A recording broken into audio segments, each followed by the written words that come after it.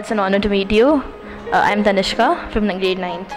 I really like the name White Collar. So, why did you think of naming your firm White Collar? Is there any story behind it or something? When I started my firm, my focus was on working on white collar crime. That is a crime committed by corporates and artificial persons, not people. So as I got into the field, I wanted a name that was catchy, simple to remember, and a name that is available. So you'd be happy to know, now I own the name White Collar Legal for the entire world. And there is another firm that came up after I got this registration in UK, in Liverpool, who is now paying me a royalty fees to utilize my name. So I not just chose the name White Collar, I registered it, and now it's monetizing for also. That's fascinating. Sir, how did you develop an interest in law?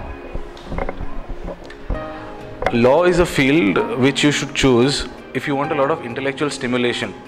Because every case is different, every client is different, and every day is different, I can tell you this.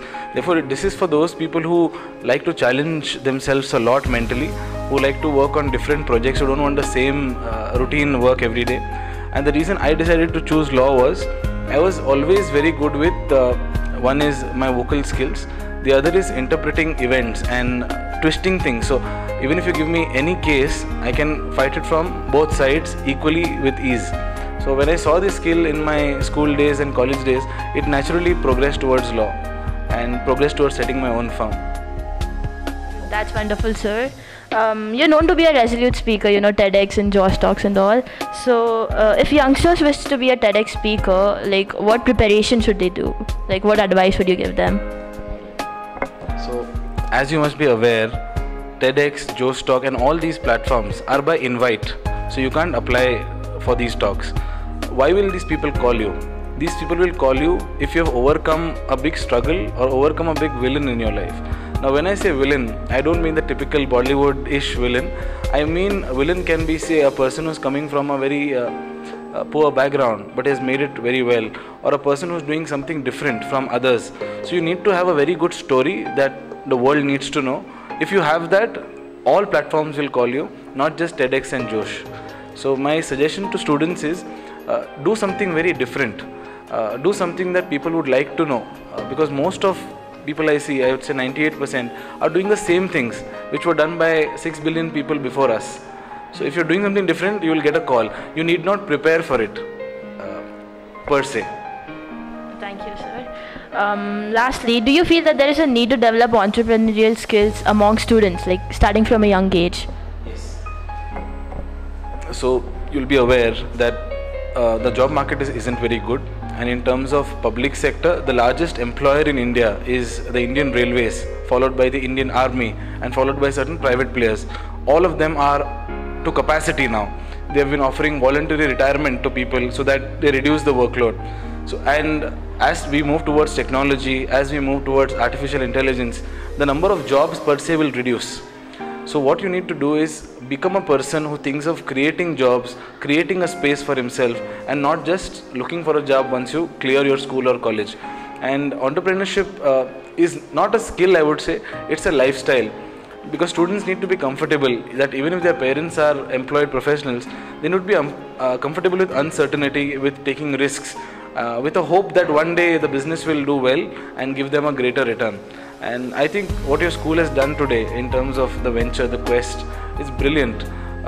And I was telling your principal and other faculty members that if I knew that the quality of ideas presented today would be so good, I would have come as an investor and maybe invested in some of the ventures, so that from now only you could have started your business. Thank you, sir. Lastly, do you believe that in India law is not a much explored field, and that especially by the youngsters? It's not the case actually. I think after engineering and medicine, law is the third mainstream career. It's one of the oldest professions, and you will see a lot of lawyers. And I think even in my school, so I'm from ILS Law College, Pune, established in 1924, so almost 100-year-old college. They never face lack of admissions. They're always rejecting thousands of students. So I think the demand for law has not gone down, but people getting into the court practice has definitely gone down.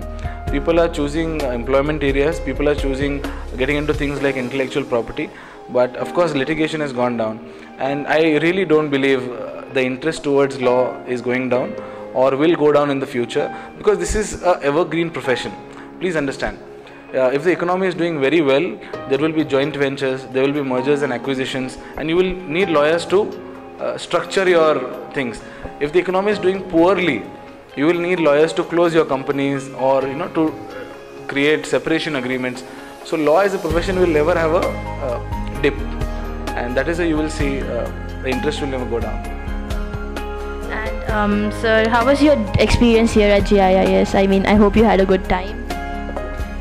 Now, I was waiting for that question actually. In my profession, I work with a lot of startups. I work with a lot of youngsters. And like I said, I represent a lot of investors, and we put money, and I'm talking about money ranging from $1 million ranging up to say 50 also. When I hear them pitch ideas, these people come from business schools.